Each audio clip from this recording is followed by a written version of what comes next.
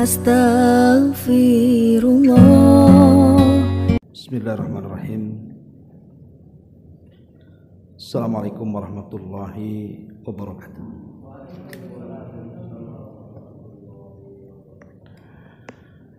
Alhamdulillah wassalatu wassalamu ala Rasulillah wa ala alihi wa sahbihi wa mawalah wa la hawla wa la quwwata illa billahi wa ba'd. Alhamdulillah, segala puja dan puji hanya milik Allah Subhanahu wa ta'ala. Salawat dan juga salam kita hadiahkan kepada Rasul kita Nabi besar Muhammad sallallahu alaihi wa ala alihi wasallam. Malam ini karena bertepatan dengan malam Jumat,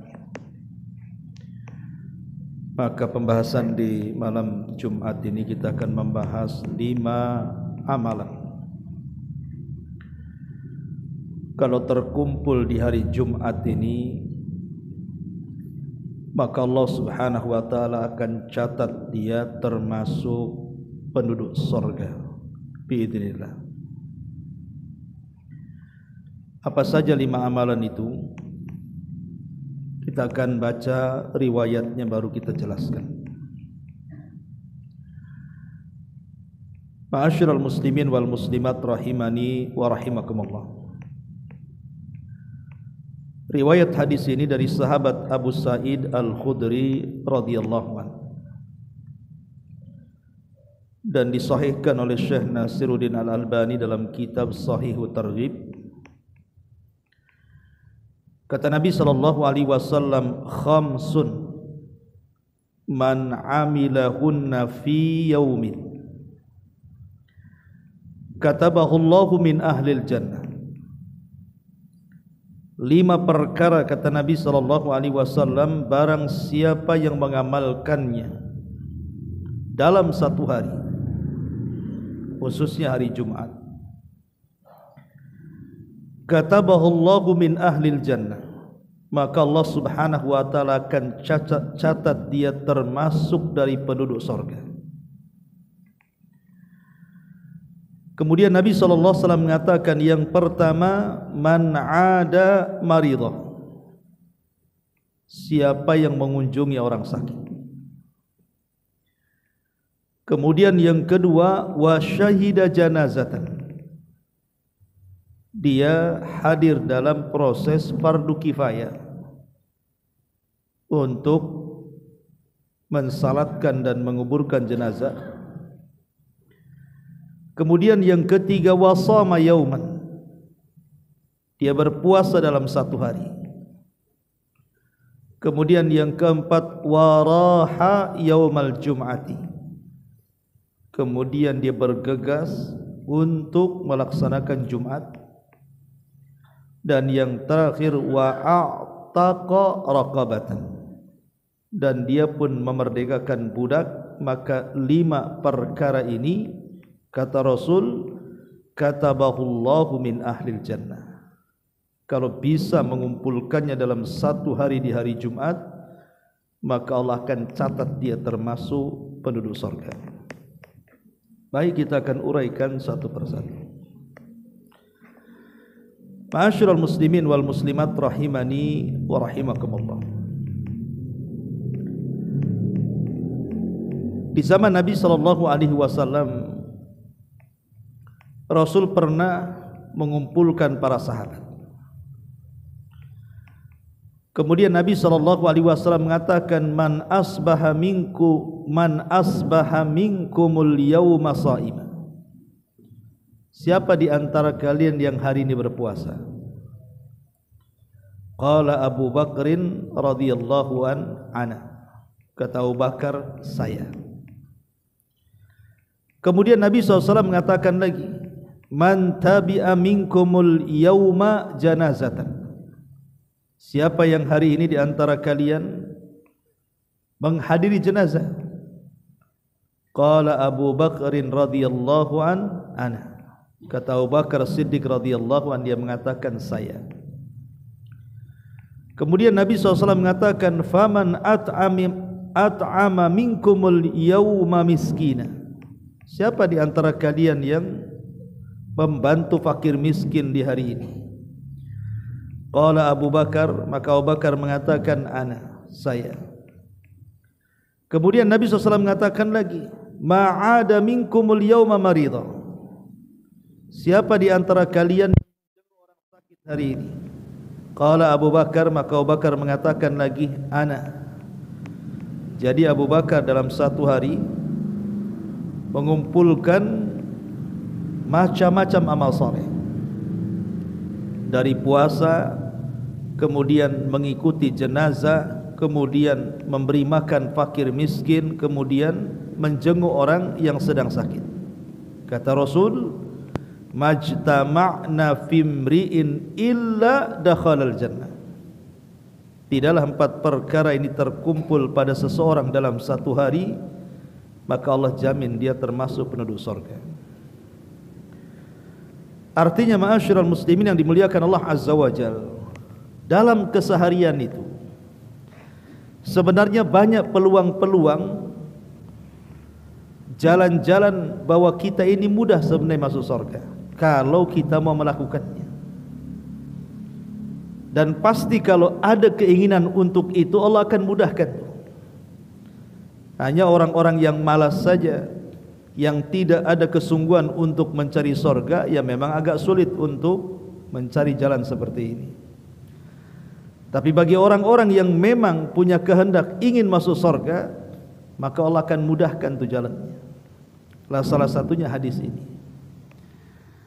Nabi SAW mengatakan ada 5 perkara, kalau seandainya terkumpul pada seseorang, maka dicatat orang ini termasuk penduduk surga. Kemudian Rasul mengatakan, man ada maridan, siapa yang mengunjungi orang sakit. Ikhwatu fillah muliakan Allah Subhanahu wa taala, mengunjungi orang sakit ini bagian daripada hak seorang muslim terhadap muslim yang lainnya. Kata Nabi SAW, hak seorang muslim kepada muslim yang lain itu khamsun, ada 5. Dalam riwayat sittun, ada 6. Dalam riwayat sab'un, ada 7. Salah satunya adalah iyadatul marda, seseorang mengunjungi orang sakit. Karena begini ikhwan, seseorang ketika mengunjungi orang sakit itu, hakikatnya kedatangan dia itu menjadi obat bagi orang yang sakit itu. Jadi langsung ataupun tidak langsung, kalau antum datang mengunjungi orang sakit itu, posisi antum itu akan menjadi obat bagi orang yang sakit. Karena biasanya orang yang mengunjungi orang sakit pasti mendoakan kesembuhan kan. Mudah-mudahan sembuh ya akhi, sabar kan, minimalnya begitulah. Dan doa itu bagian daripada kesembuhan. Jadi orang yang mengunjungi orang sakit doanya mustajab, orang sakit sendiri doanya mustajab. Ketika 2 doa terpenuhi, dua-duanya mustajab. Karena 2 orang sakit juga mustajab. 2 orang yang sedang kesulitan itu mustajab. Dalam Quran disebutkan, Allah Subhanahu wa taala mengatakan, amma yujibul mudtarra idza da'a. Siapakah yang akan mengijabah doa-doa orang yang kesulitan kalau bukan karena Allah Azza wa Jalla? Jadi doa orang yang kesulitan itu mustajab. Ditambah-tambah doa orang yang mengunjungi orang sakit juga mustajab.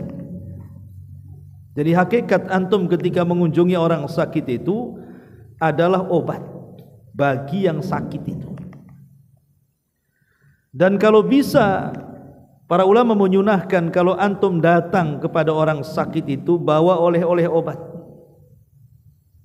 Jangan pisang, buah-buahan, itu yang makan yang jaga biasanya, bukan yang sakit.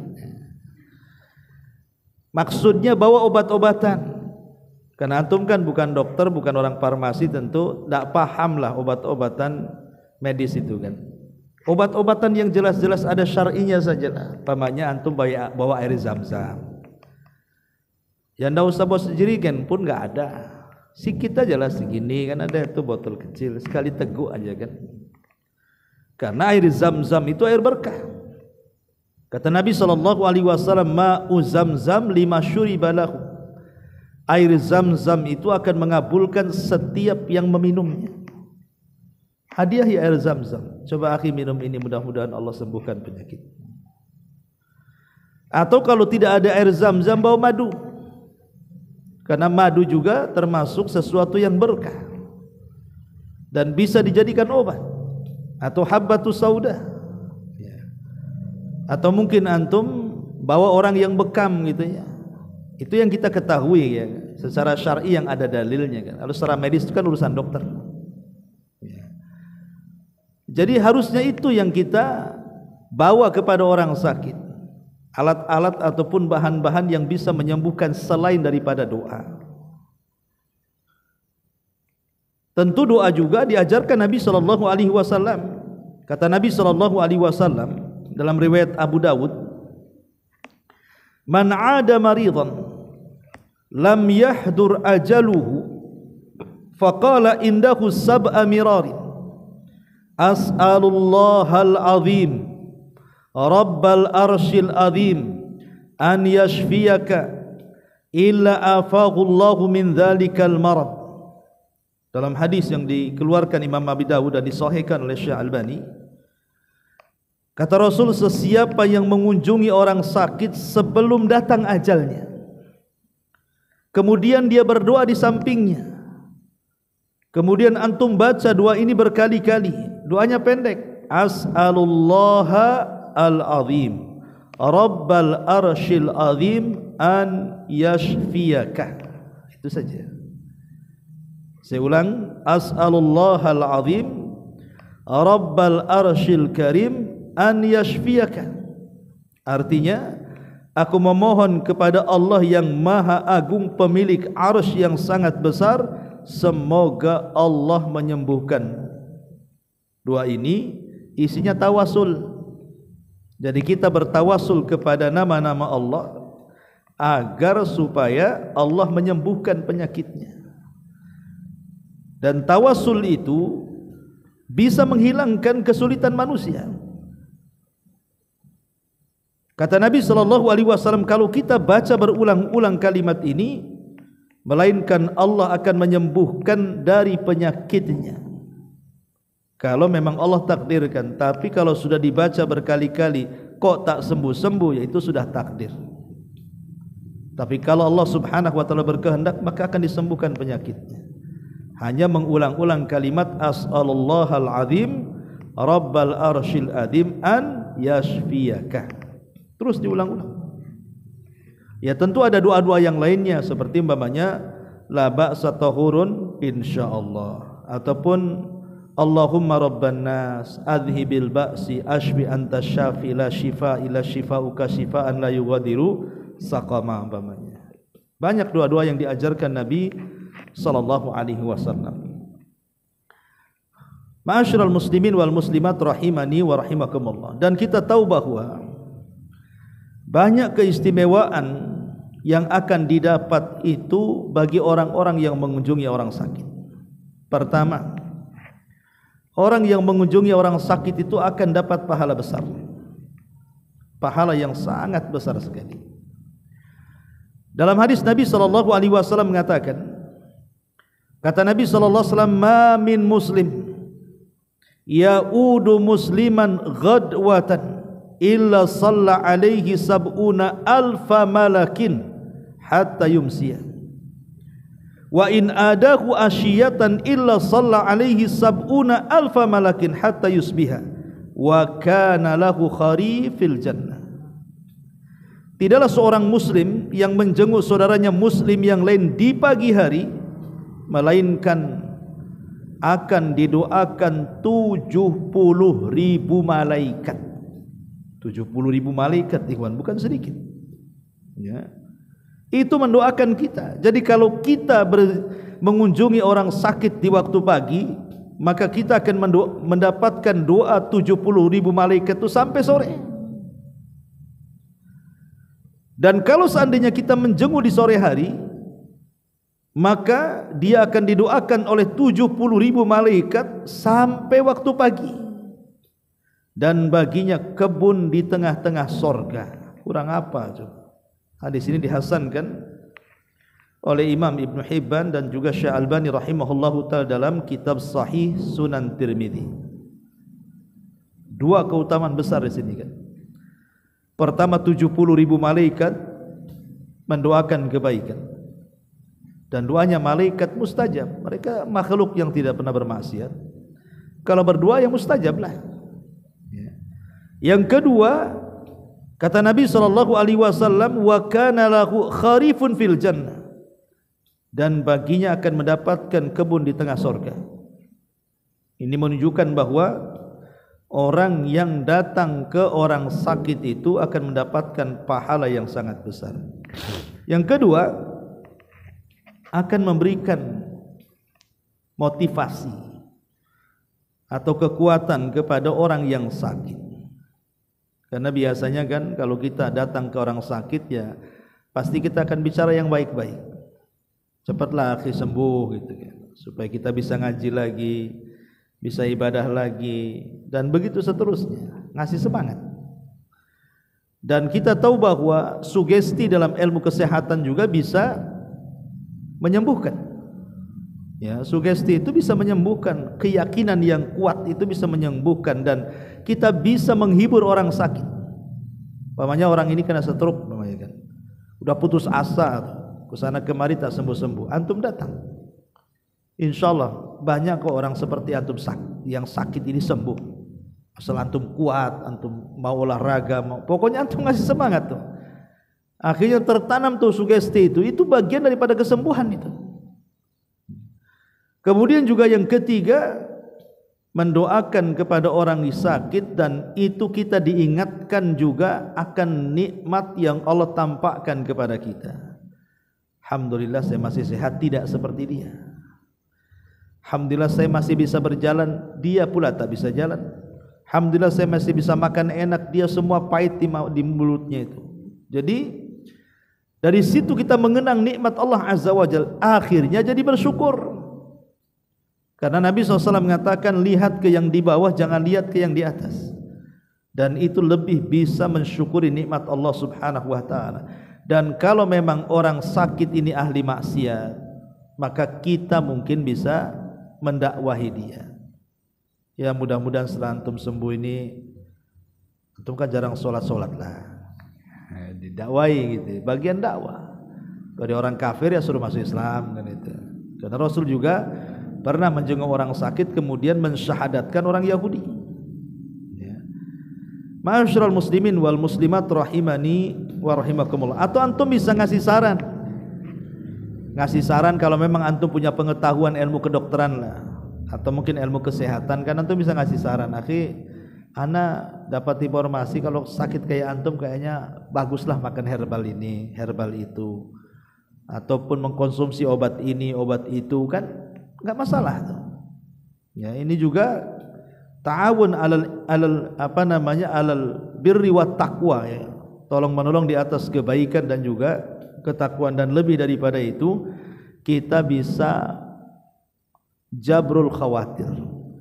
Jabrul khawatir itu menghibur di saat dia kesulitan, dan itu amalan yang luar biasa. Kata Nabi SAW, man naffasa qurbatan man naffasa musliman qurbatan min qurabi dunya naffasallahu qurbatan min qurabi yaumil qiyamah. Barang siapa yang menghilangkan kesulitan seorang muslim di dunia, Allah akan hilangkan kesulitan dia di akhirat. Lah salah satu menghilangkan kesulitan manusia di dunia itu dengan cara menghibur.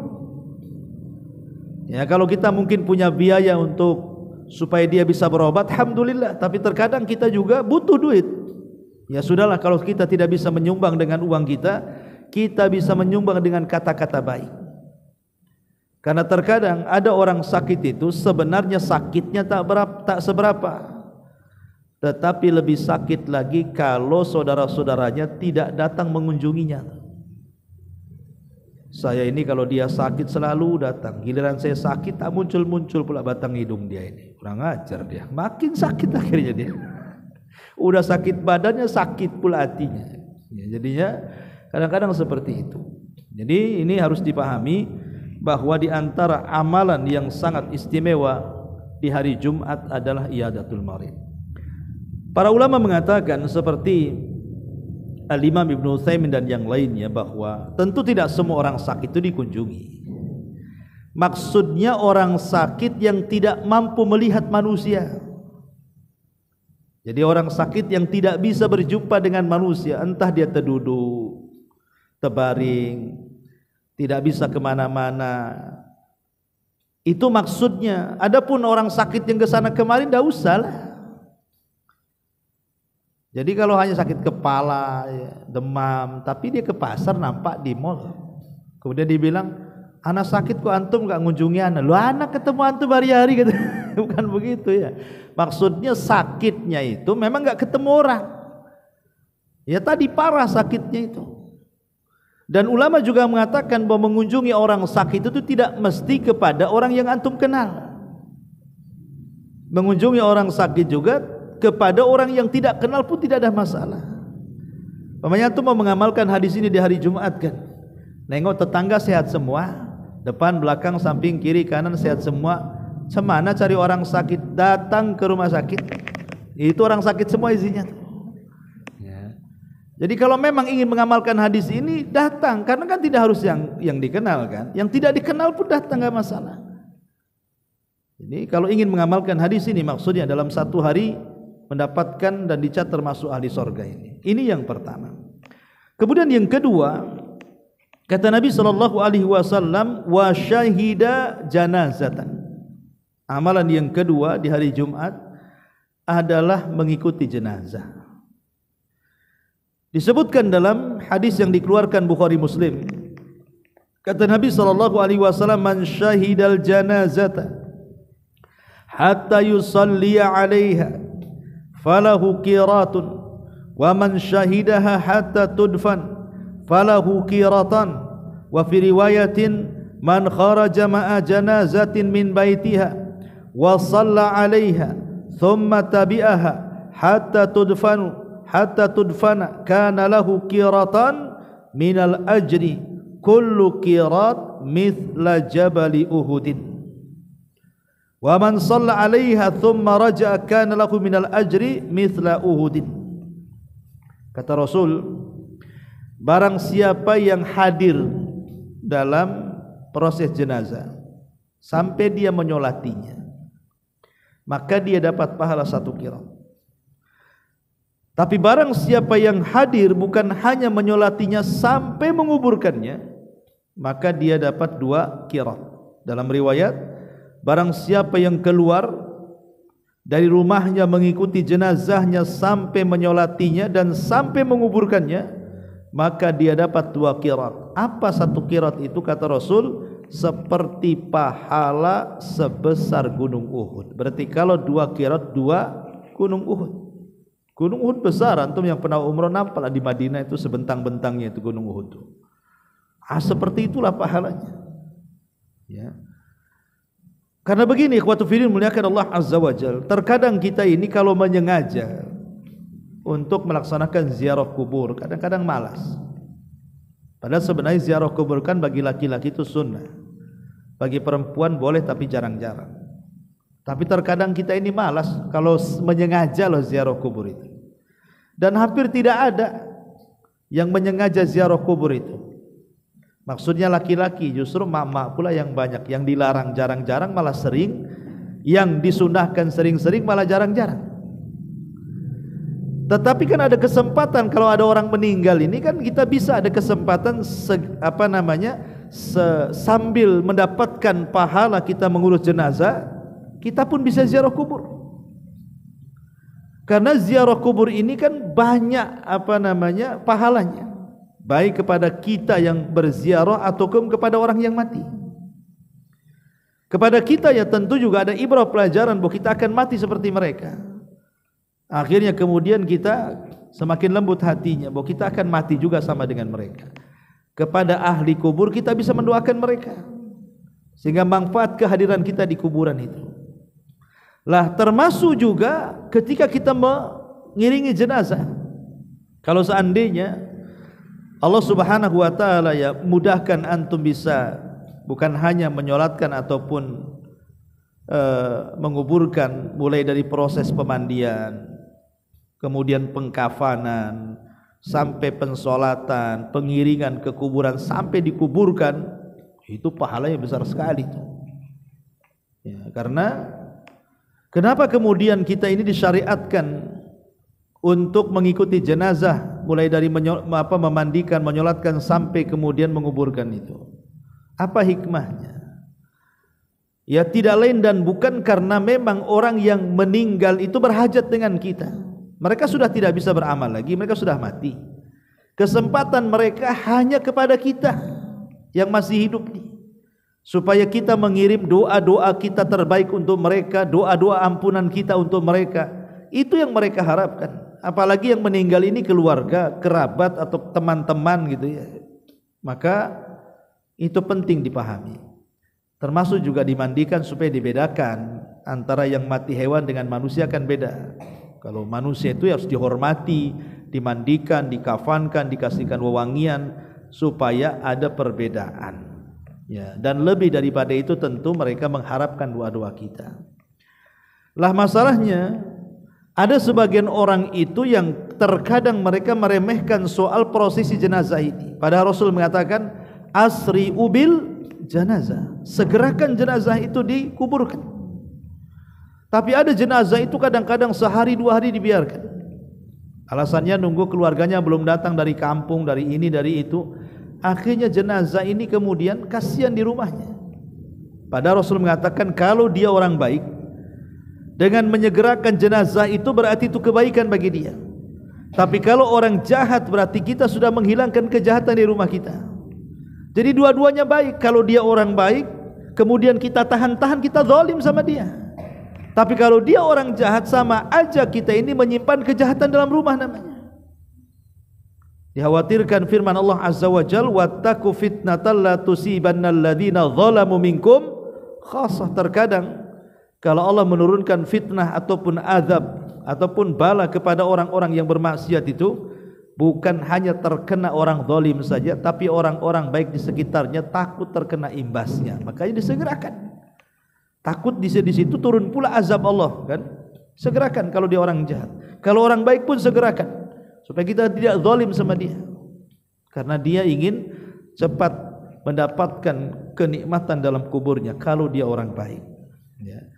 Ma'asyiral muslimin wal muslimat rahimani wa rahimakumullah. Masalahnya Ustaz, nyari orang mati itu susah. Pas pula di hari Jumat pula tidak ada pula orang mati. Ya cari informasi lah ke rumah sakit, kemana lagi. Ada orang mati nggak di rumah sakit? Ya, oh di Batu Haji pasti ada lah setiap hari orang mati itu. Entah tidak di Jodoh sini ya mungkin di Batam Center, tidak di Batam Center ya mungkin di Tiban atau di Bengkong atau di Batu Haji. Atau kalau mau jauh ke Tanjung Pinang tuh. Mau nyebrang sana gitu. Yang jelas kan kita ini ingin mengamalkan satu amalan yang satu hari itu ada di situ. Ya, mungkin mengunjungi orang sakit ataupun menjenguk orang sakit atau mengantarkan jenazah. Kemudian yang ketiga, kata Nabi SAW, wasama yauman, dan berusaha untuk berpuasa dalam satu hari. Ma'asyiral muslimin wal muslimat rahimani wa rahimakumullah. Rasul mengatakan dalam sebuah hadis yang dikeluarkan Bukhari Muslim dan disepakati keduanya, dari hadis Abu Sa'id Al-Khudri radhiyallahu anhu, man shoma yauman fi sabilillah ba'adallahu wajhahu 'anin nari sab'ina kharifa. Barang siapa yang berpuasa satu hari saja, tentu dalam rangka mencari wajah Allah, ikhlas karena Allah Azza wa Jalla, Allah akan jauhkan wajahnya dari api neraka sejauh sab'ina kharifa, 70 kharif perjalanan. Al-Imam An-Nawawi rahimahullahu ta'ala ketika memahami kalimat kharif dalam hadis ini, wal murad sab'ina sanatan. Yang dimaksud kharif di sini artinya tahun. Berarti orang yang berpuasa dalam satu hari karena Allah akan jauhkan neraka dari wajah dia dalam perjalanan 70 tahun. Bayangkan ikhwan, antum berjalan tidak berhenti 70 tahun itu sampai di mana kira-kira? Sampai nggak ke Amerika ya? Jalan kaki loh ya. Anggaplah nggak ada lautan, daratan semua gitu. Ya boleh jadi mungkin udah beberapa keliling dunia tuh. 70.000 tahun. Apalagi pakai sepeda. Lebih cepat lagi pakai motor, pakai mobil, 70.000 tahun, mutar-mutar udah berapa kali itu muterin dunia. Sejauh itulah neraka dijauhkan dari wajah kita. Ini baru satu hari, baik sunnah ataupun wajib ya. Sementara puasa-puasa sunnah itu kan banyak. Ada yang sifatnya harian. Puasa itu kan yang sifatnya harian. Ada yang sifatnya pekanan. Ada yang sifatnya bulanan, ada yang sifatnya tahunan. Puasa yang sifatnya harian seperti apa? Puasa Daud, satu hari puasa, satu hari tidak. Satu hari puasa, satu hari tidak. Itu harian namanya. Ya. Ada yang sifatnya pekanan, Senin Kamis. Ya, kalau enggak Senin Kamis. Ada yang sifatnya itu bulanan, Ayyamul Bidh. 14, 13, 14. 15 kan itu. Atau kalaupun tidak bisa 13, 14, 15 boleh terserah. Di tanggal berapa saja tidak masalah. Yang penting 3 hari dalam sebulan. Ya. Ada yang sifatnya tahunan. Seperti mamanya puasa Muharram, puasa Dzulhijjah, puasa Sya'ban, kan itu. Itu puasa sunnah tuh. Ya. Kalau puasa wajib sudah jelas lah, tahunan Ramadan. Artinya kita diberikan kesempatan puasa itu loh. Tidak harus menunggu lama. Larangan orang tidak berpuasa dalam hari-hari itu cuma terbatas. Tidak boleh puasa di hari Idul Adha, Idul Fitri, atau mengkhususkan hari Jumat atau hari Sabtu tanpa puasa sebelum dan sesudahnya. Hanya itu saja. Tapi selebihnya hari dalam satu tahun itu boleh kita puasa kok. Jadi di sini Allah membuka lebar-lebar untuk melaksanakan puasa kapan saja boleh, asal jangan Idul Fitri, Idul Adha dikhususkan hari Jumat atau hari Sabtu itu saja. Dan lihat bagaimana pahala puasa itu luar biasa. Sampai Rasul mengatakan dalam hadis qudsi itu, apa kata Rasul? As-saumu li wa ana azibih. Puasa itu milikku, aku yang akan membalasnya. Al-Imam Sufyan ibn Uyainah rahimahullahu ta'ala, seorang ulama Mekah, guru daripada Imam Syafi'i rahimahullahu ta'ala, yang membimbing Imam Syafi'i dari kecil sampai menjadi ulama besar, itulah Sufyan ibn Uyainah. Kemudian memerintahkan Imam Syafi'i untuk mendalami ilmu ke Madinah ke Imam Malik. Tapi dialah guru yang banyak berjasa kepada Imam Syafi'i waktu masih belajar di Mekah. Sufyan ibn Uyainah mengatakan, semua pahala yang kita lakukan ini, semua pahala, entah pahala sholat, pahala sedekah, pahala zikir, pahala ngaji seperti ini, pahala baca Quran, sebutkan pahala yang lain selain puasa lah ya. Sebutkan ibadah apapun yang ada pahalanya. Pahala-pahala itu bisa diambil orang karena kezaliman yang kita lakukan, kecuali puasa. Pahala puasa tidak akan bisa diambil orang. Kalau pahala yang lain bisa diambil orang. Dalam hadis muflis dijelaskan, kata Nabi SAW, atadruna mal muflisu hadil ummah. Tahukah kalian siapa orang bangkrut dari umat ini? Ya sahabat polos-polos saja mengatakan, Rasul, orang yang bangkrut ya orang yang enggak punya dinar, enggak punya dirham, yang gulung tikar, itulah orang bangkrut. Tapi Rasul mengatakan, bukan itu hakikat orang bangkrut. Hakikat orang bangkrut itulah orang yang datang menghadap Allah, dia membawa pahala salat, pahala sedekah, pahala haji, pahala ini, pahala itu, macam-macam. Tapi di satu sisi dia pernah mencaci maki si fulan, menghina si fulan, merendahkan si fulan, mengambil hak si fulan, membunuh si fulan, dan begitu seterusnya. Nanti pada hari kiamat orang yang zalim dan yang dizalimi akan berjumpa di kontor. Kemudian kata yang dizalimi, hei kau zalim kepadaku di dunia, mana pahalamu? Akhirnya pahalanya dikasih. Mana pahalamu? Ini pahalamu. Ini mana? Sampai akhirnya habis pahalanya. Jadi pahala-pahala yang lain itu bisa diambil orang lain, kecuali pahala puasa. Dia tidak akan bisa diambil. Pahala puasa itu untuk orang yang berpuasa dan tidak bisa diambil orang lain. Itulah kata Sufyan ibn Uyainah rahimahullahu ta'ala. Maka jangan malas untuk berpuasa. Ini yang ketiga. Kemudian yang keempat, kata Nabi SAW, waraha yaumal jum'ati, dan dia berusaha untuk datang pagi-pagi di hari Jumat untuk melaksanakan Jumat. Tentu ini khusus bagi laki-laki. Perempuan boleh sholat Jumat tetapi tidak wajib. Tapi bagi laki-laki harus sholat Jumat. Taib, sedikit kita bicara tentang masalah Jumat.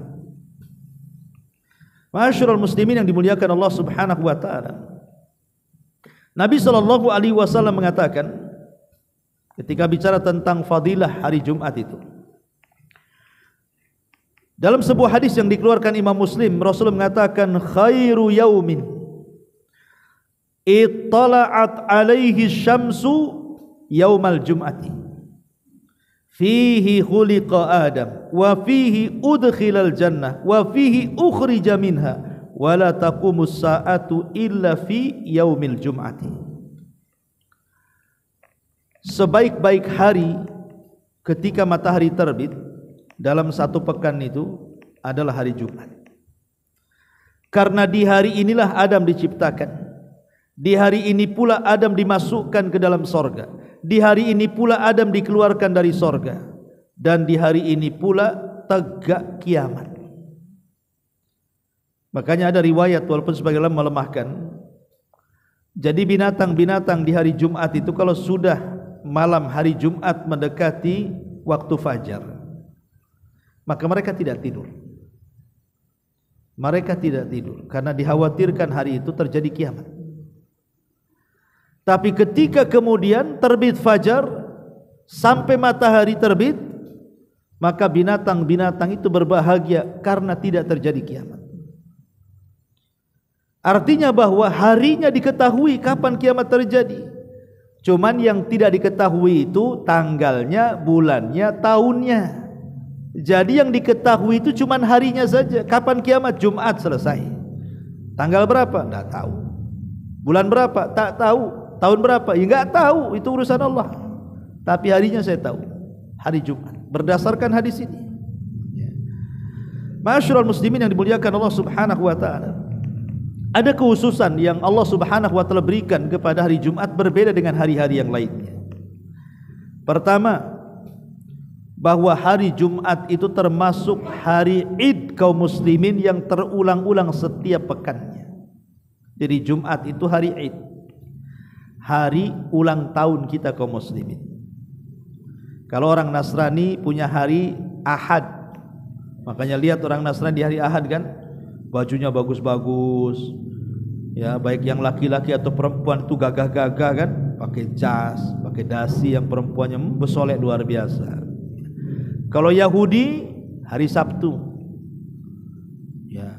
Kalau kaum muslimin hari Jumat, pakaiannya kucel kadang-kadang, mandi, gimana ini? Ya, lihat orang Nasrani gagah-gagah kok hari Ahad tuh.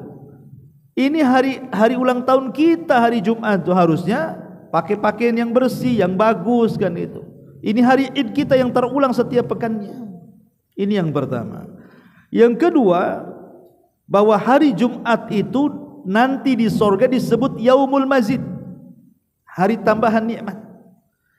Jadi setiap hari Jumat di sorga itu Allah akan menambah nikmat-nikmat yang ada di sorga kepada penduduk sorga. Jadi hari Jumat disebut Yaumul Mazid, sebagaimana Allah mengatakan dalam surah Qaf 35, waladaina mazid.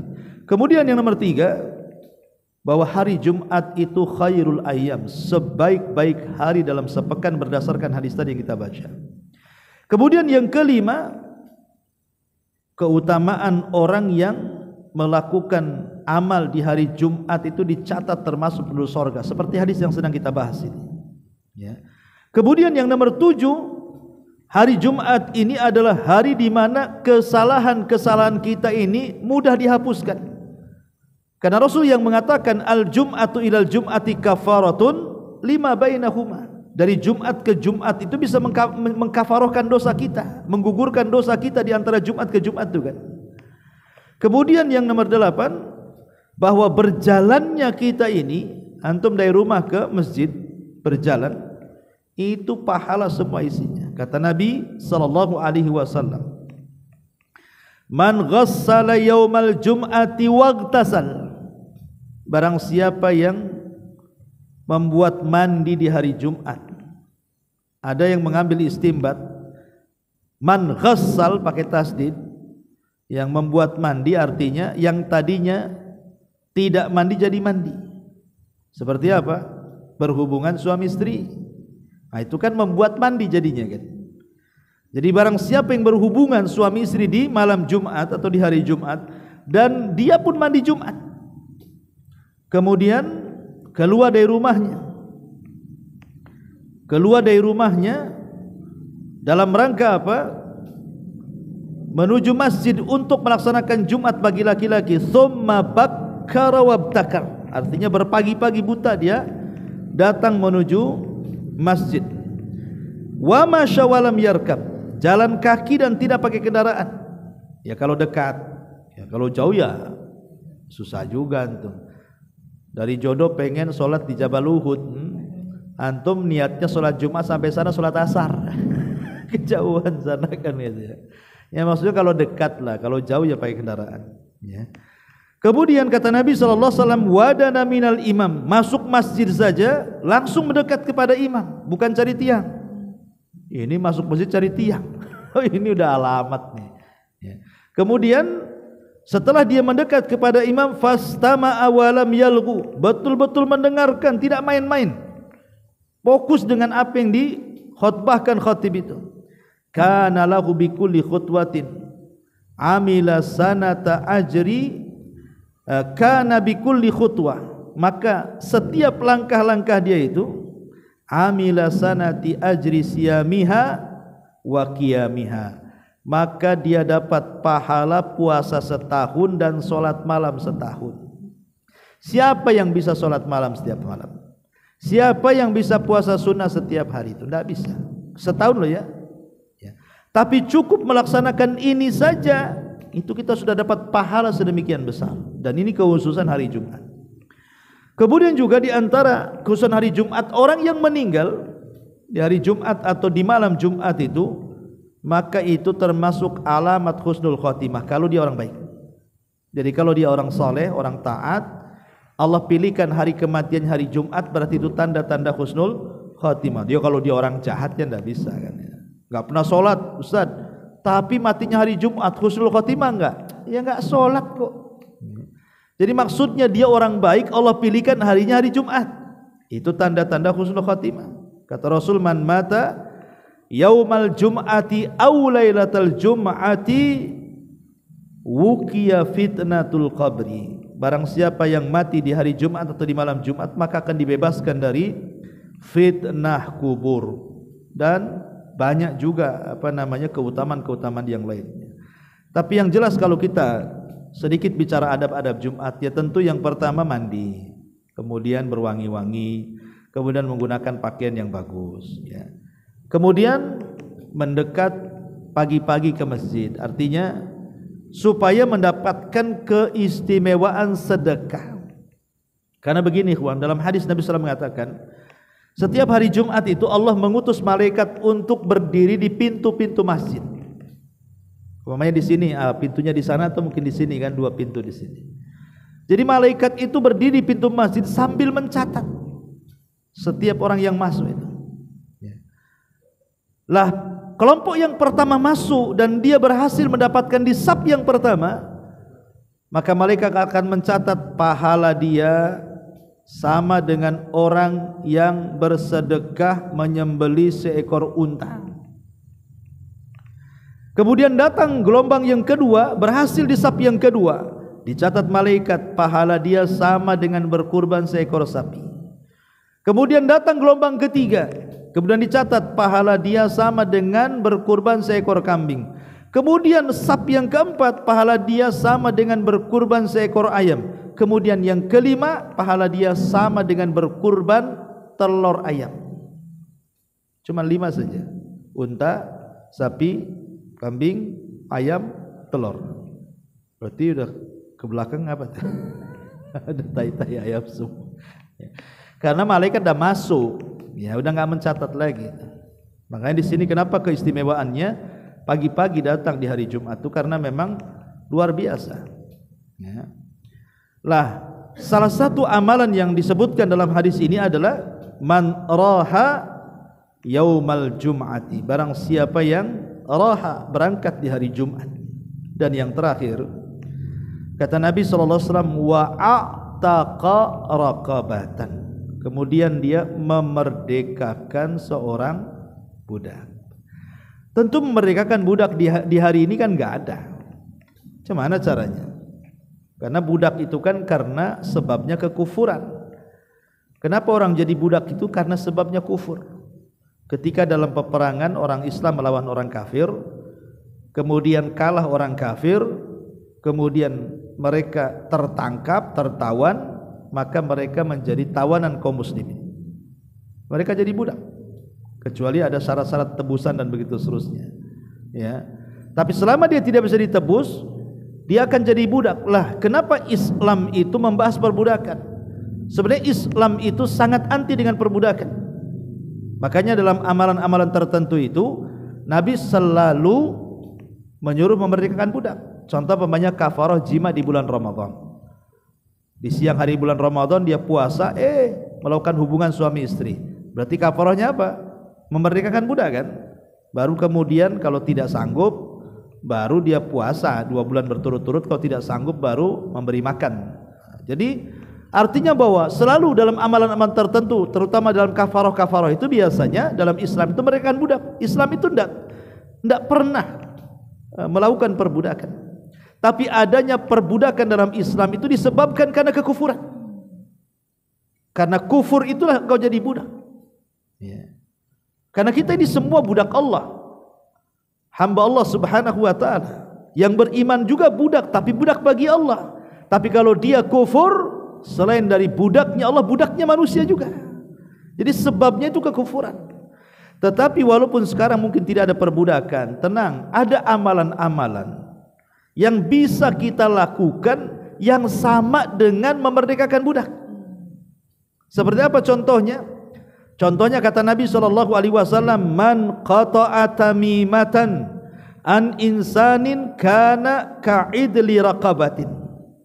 Barang siapa yang memutus sebuah tali jimat dari diri seseorang, maka seolah-olah dia sudah membebaskan perbudakan. Jadi kita bisalah membuang jimat-jimat. Dengan membuang jimat, pemanya ada kawan nih, dia batu akinya banyak. Kok banyak batu akinya? Iya. Apa faedah batu aki ini? Oh enggak, ini gaya-gaya aja. Oh berarti enggak pakai jimat kan? Oh ini yang ini penglaris yang ini. Nah yang ini. Nah ini kalau udah main satu-satu tuh, ini penglaris, ini pelet, ini itu. Wah itu udah jimat tuh. Antum sarankan suruh buang tuh. Kalau antum memang berkuasa, ambil tangannya, ambil batu akinya, buang. Kalau antum sanggup, tapi biasa bertengkar biasanya. Mahal-mahal kok buang. Maksudnya kalau kita punya kekuasaan. Tapi kalau tidak penguasaan, antum sarankan dengan dakwah. Nggak boleh, itu jimat haram. Kalau engkau mati, itu jimat di tanganmu, engkau akan selamat dunia akhirat.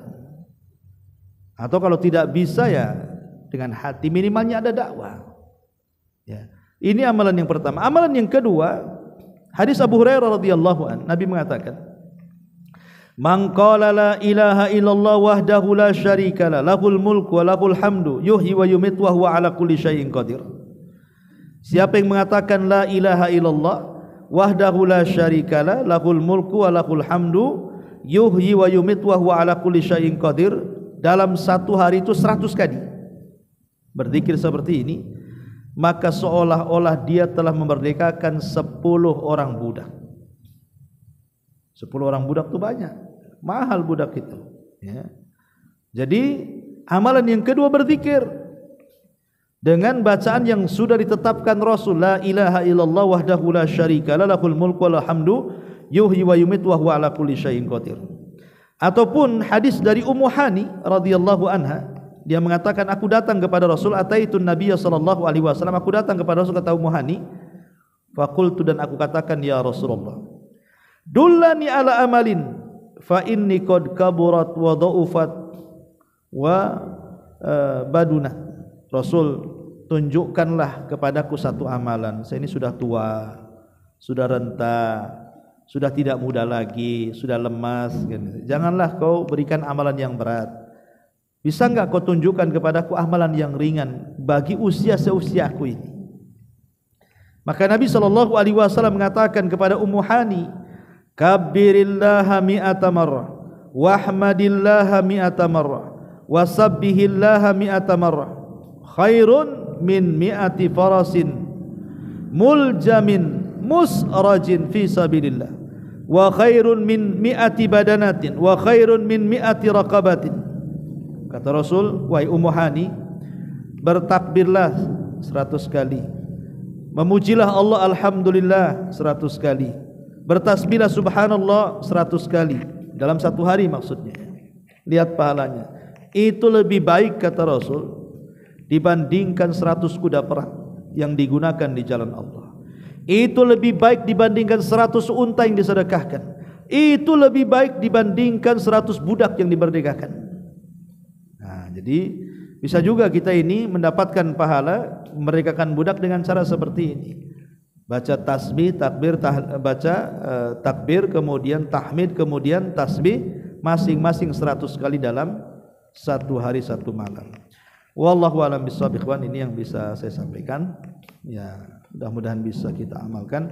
Subhanaka wa bihamdika asyhadu an la ilaha illa anta astaghfiruka wa atubu ilaik. Allahu ta'ala alam. Assalamualaikum warahmatullahi wabarakatuh.